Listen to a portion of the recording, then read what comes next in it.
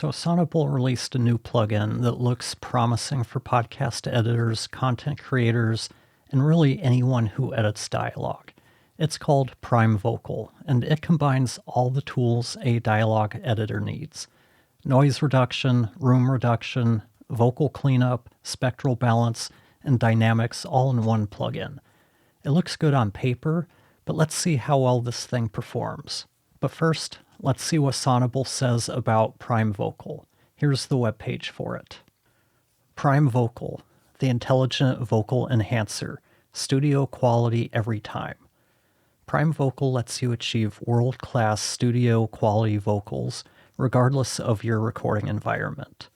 Available as standalone software and Era plugin that's in beta, Prime Vocal is packed with features that will transform demo sketches or vocals recorded under less than ideal circumstances into commercial standard audio ready for mixing. AI technology trained especially for vocals, easy vocal cleanup, noise, and room reduction, enhances spectral balance and dynamics in seconds. As it said, Prime Vocal comes as a standalone editor as well as an ARA or Era version in VST and audio unit formats. But since those plugins are still in beta, I'm going to start up the standalone editor for this video. The first thing I noticed when I launched the standalone app the first time was that it immediately changed my system's sample rate from 48 to 44.1. And it did this without alerting me, so that is something to be aware of if you work at anything other than 44.1. This kind of leaves a bad first impression because I don't want anything changing my sample rate without letting me know. Most other apps, they either adapt to the current sample rate or they change it to match the audio track that's being imported. That was easily solved though by just going into the settings and changing the sample rate back. The first step is to add a file, which is a simple drag and drop affair and kind of like we'd expect. And then it takes a little time to analyze the file. The first track took a while to analyze the audio.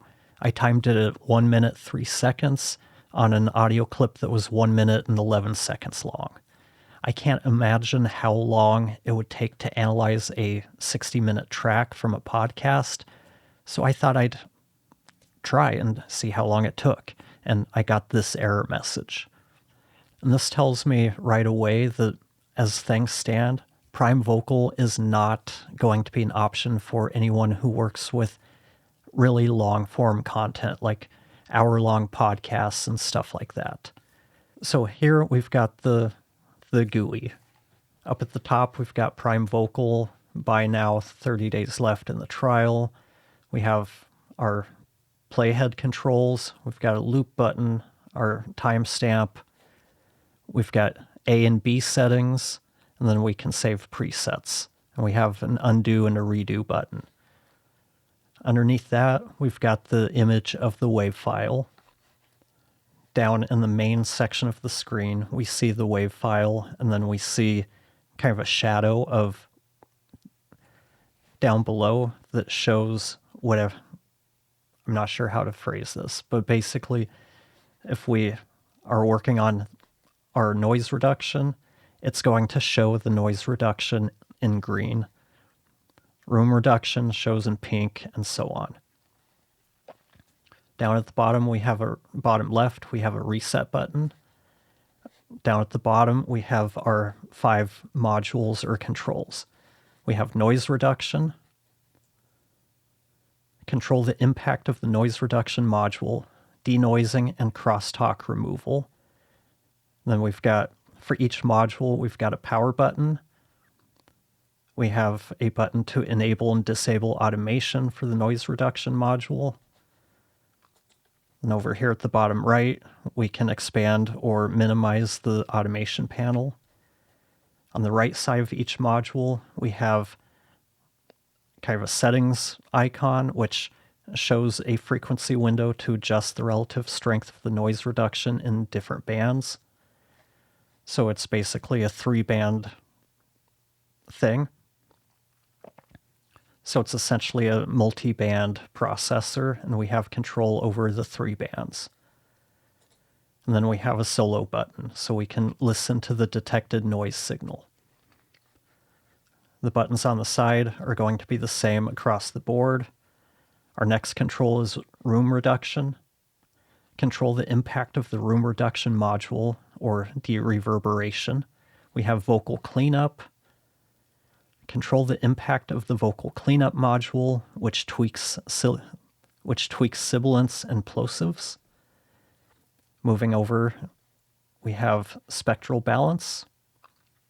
Control the impact of the balance module, automatic spectral balance. And finally, we have our dynamics control, which controls the impact of the dynamics module, so level writing and compression. Then on the right side, we have our meter. So let's get started. Here's our raw clip. And if you've watched any of my noise and reverb reduction shootout videos, you're probably going to be familiar with the clips I'm about to play. This first one it's hands down the toughest piece of audio I've had to deal with because it has a ton of noise and a little bit of reverb. But to top it off, the guest was using a laptop running on battery. So you can hear the fan turn on, and over the course of this clip, we can hear it rev up higher and higher. So here's the raw clip. This is very important, and I could see at our conference in India they were surprised. Not they heard about it from the U.S. companies, but they didn't hear about it from the U.S. government, and I'll just say they were surprised. And I also hear some clipping in this clip. So let's hear how this handles. This is the default setting. So noise and room are set to 100%. Vocal cleanup, spectral balance, and dynamics are all set to 50. Let's hear how that sounds at its default settings. This is very important, and I could see at our conference in India they were surprised. Not they heard about it from the U.S. companies, but they didn't hear about it from the U.S. government, and I'll just say they were surprised.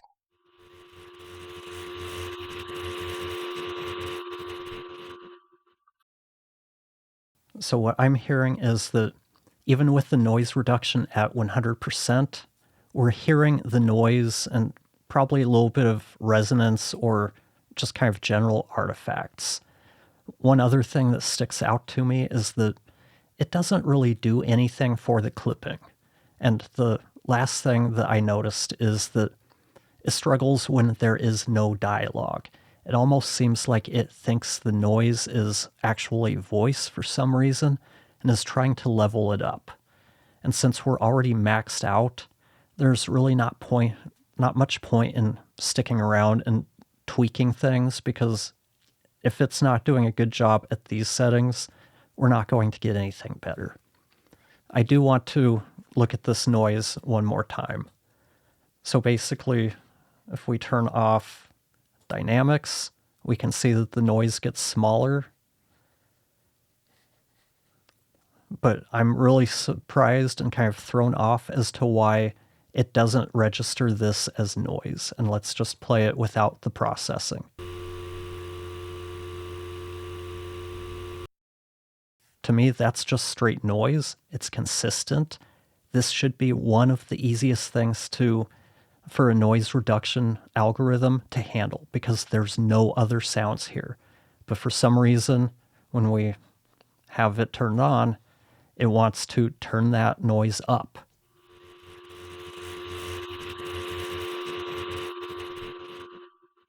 And then for some reason, it turns it back down. I'm not really sure what's going on here, but that's kind of alarming to me. But let's compare how dxRevive Pro did on the same clip. No, I think it's no. Well, I think you hear it, but in the congressional side, I mean, I think the administration has been strangely silent about it. I mean, it's very important in our relationship with India, but they don't really talk about it. They just want to talk about, you know, net zero carbon. And I think for the Indians, this is this is very important. And, I could see at our conference in India, they were surprised. Not they heard about it from the US companies, but they didn't hear about it from the US government. And The dxRevive Pro clip, while it's not perfect, especially towards the end when the fans kick up, we're still hearing some noise in his speech, but significantly more listenable and kind of less obvious compared to Prime Voice. So let's move on to a clip that has a lot of reverb, and underneath that reverb, we have kind of a constant hum. Here's the raw audio. We were focused on really changing the way that organizations protected themselves with respect to application security. We saw a pretty big gap in the market where there was an opportunity to get closer to protecting applications and APIs by being directly in those things rather than around them. So we started a company. We built quite a bit of notoriety. And we'll start again at the default settings. We were focused on really changing the way that organizations protected themselves with respect to application security. We saw a pretty big gap in the market where there was an opportunity to get closer to protecting applications and APIs by being directly in those things rather than around them. So we started a company. We built quite a bit of notoriety. So what I'm hearing is that the reverb reduction creates kind of a harsh resonance and artifacts, even with the noise reduction at 100%. The first thing that really stands out is that this creates a lot of artifacts. Even with the noise reduction at 100%, I'm still hearing that hum in the background. To me, it sounds like an HVAC system running, and you can hear it the best in between the words. Let's play a little bit so you can hear. So we started a company.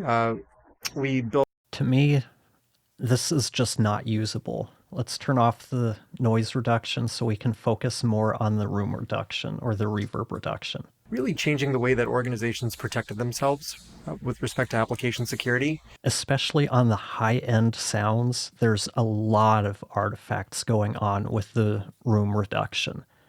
Again, we're not getting good results with this at its max. Let's see if we get better results if we turn down the room reverb. Really changing the way that organizations protected themselves with respect to application security. We're still getting that even at 70%. We saw a pretty big gap in the market. And we're getting more of the reverb if we turn it down to 50%. We saw a pretty big gap in the market where there was an opportunity to get closer to protecting applications and APIs by being direct. We're still getting that weird artifact. It's not as bad, but we're getting more of the reverb. So again, to me, on this clip, Prime Vocal just isn't cutting it. And as a reference, here's how dxRevive Pro handled the same clip. We were focused on really changing the way that organizations protected themselves with respect to application security. We saw a pretty big gap in the market where there was an opportunity to get closer to protecting applications and APIs by being directly in those things rather than around them. So we started a company. We built quite a bit of notoriety. This next clip is kind of an unusual one in that it has a high noise floor that is made even more noticeable because it has a gate going throughout it. And that really draws the attention to itself because of how we hear the noise fade in and out as the gate opens and closes. So here's the raw audio. Yeah, sure. Thanks for having me. And yeah, the background is basically probably similar to a lot of people who are doing audio editing. I've been a musician for a really long time. And then let's listen to Prime Vocal at its default settings. Yeah, sure. Thanks for having me. And yeah, the background is basically probably similar to a lot of people who are doing audio editing. I've been a musician for a really long time. So with the default settings of noise and room reduction at 100%, we can hear that it's still not performing that well. So we're just going to move on. We're not going to make this any better. But let's compare how another plugin did. This time it's VoicEx by Cedar Audio, and this is how it did on the same passage. Yeah, sure. Thanks for having me. And yeah, the background is basically probably similar to a lot of people who are doing audio editing. I've been a musician for a really long time.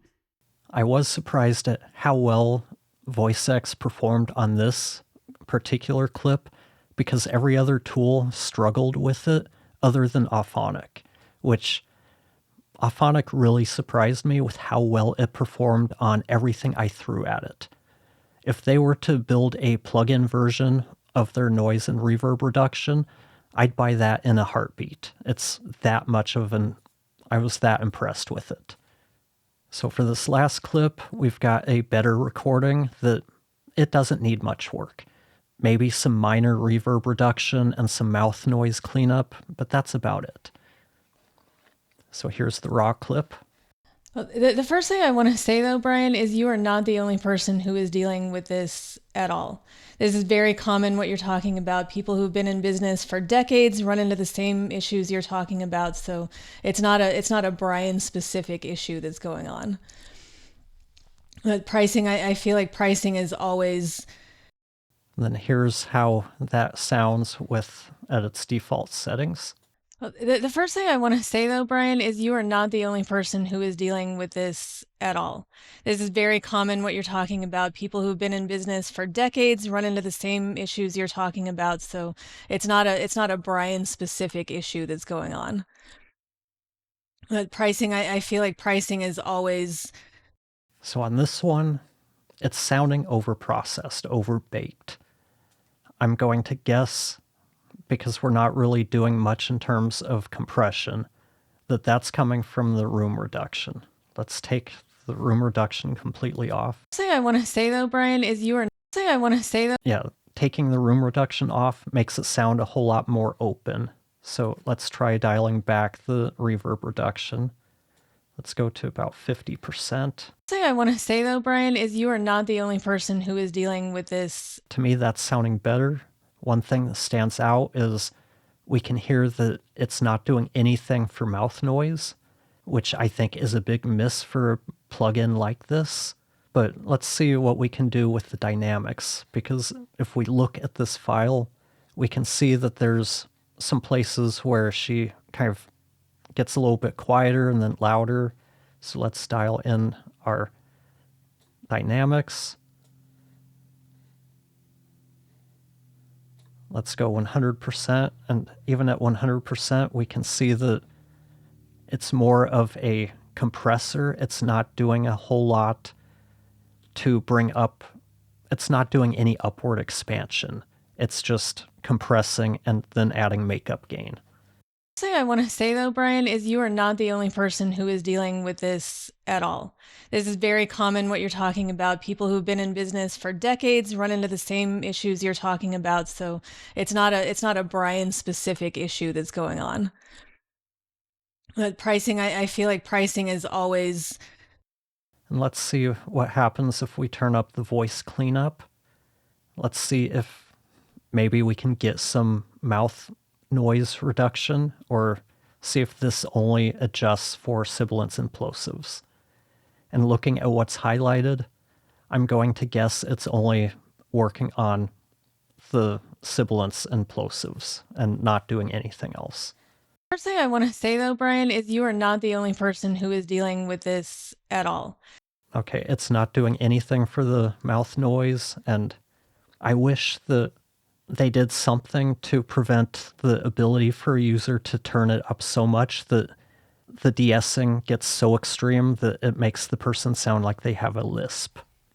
I don't think at this point that I need to take up any more time by playing an example of dxRevive Pro here, so I'm just going to end here and let's move into my thoughts.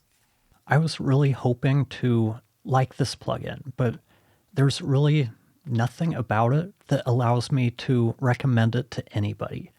The reverb reduction, it's really amongst the worst I've heard, and the noise reduction, if I'm being generous, is maybe okay-ish at best, unless you consider that weird section where there was noise and it levels that up and then leveled it down for no apparent reason.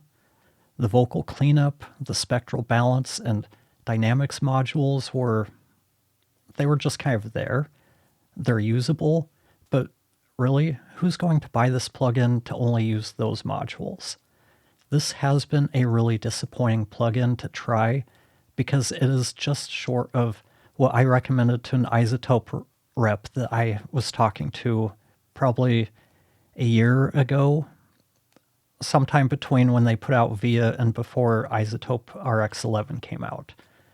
And I told them I'd pay a decent amount, and probably a bunch of other Dialog editors would too, for an all-in-one dialogue processing plugin that combines noise and reverb reduction with one knob compression, EQ, plosive and sibilance control, and a mouth denoiser.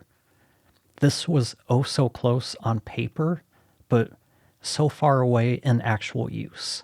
And if you've watched any of my editing videos, you'll know that I rely heavily on Sonible smart plugins. I use their smart compressor, the EQ, and limiter on every editing session, and they're usually the ones I turn to for smart gate, or using their smart gate when I need a gate, and their smart DS when I have the need for de-essing or plosive removal. I've been thoroughly disappointed with this plugin. All of the marketing copy on the website, it talks about vocals. Maybe they didn't train this on Dialog. I don't know. But I haven't heard something this bad since, I guess, Riverside launched their Magic Audio. And that's just talking about the audio quality itself. But let's talk about some of the other negatives. For me, the fact that this isn't a real-time plugin is a big miss. When we have tools like dxRevive that can do a pretty impressive job on all of these clips in real time. I mean, even RX's new Dialog Isolate and Repair Assistant can run a couple of instances in real time and provide pretty good results. These days, though, I'm looking for efficiency. It's why I've gone to a 100% plugin workflow, and I haven't used the RX editor in a year and a half, maybe 2 years now. And I know a few of you will remind me that, well, this is available as an ARA plugin, or ARA. Well, that helps things if you have a DAW that is ARA compatible. As of right now, Logic isn't, unless I want to run it in compatibility mode, and I'm just too lazy to do that just to use this plugin. So I'm not going to do that. And then there's the fact that I do all of my dialogue work in Hindenburg, and they don't support ARA. I still don't know how we're supposed to say that. And since Hindenburg is still a single core DAW, and they seem to be against providing their users with basic tools like strip silence and buses, I really don't expect ARA to ever be on their to-do list. They probably aren't even aware of its existence. Sonible, if you're watching this, I love a lot of what you're doing, but this one, it's a massive dud as it stands. Look at the competition that is out there. Accentize dxRevive Pro, Supertone Clear, and Waves Clarity Line. They all blow Prime Vocal out of the water. And even if you get your algorithms on par or even better than those plugins, until this is available as a real-time plugin without ARA, I just can't justify the purchase. So, what about you? What are your thoughts on this plugin? If you're looking for a tool like this, check out this noise and reverb reduction shootout I did this summer. Thanks for watching, and I'll talk to you next time.